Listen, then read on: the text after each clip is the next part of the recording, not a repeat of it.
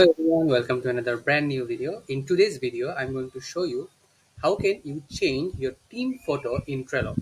It's very easy. You just have to be with me. First of all, open your uh, Google Chrome or any browser you want.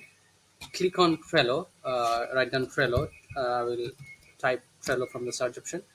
Uh, the very first website that you got is the official website of Trello.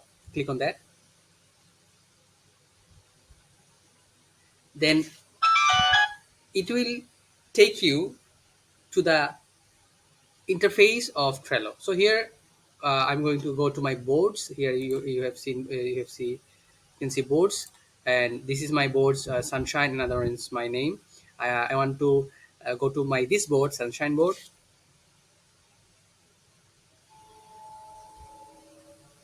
Then here, oh, I can add my members. I can do all my stuffs, but I don't want to. I want to change this photo because it doesn't look professional. So from these three arrow buttons here, I will go to change background. Then you can go to colors and click on colors if you want, or if you want this looks more professional, or you can select the photos from here, or you can a add custom photos from your gallery. Okay, you can add custom photo from your gallery.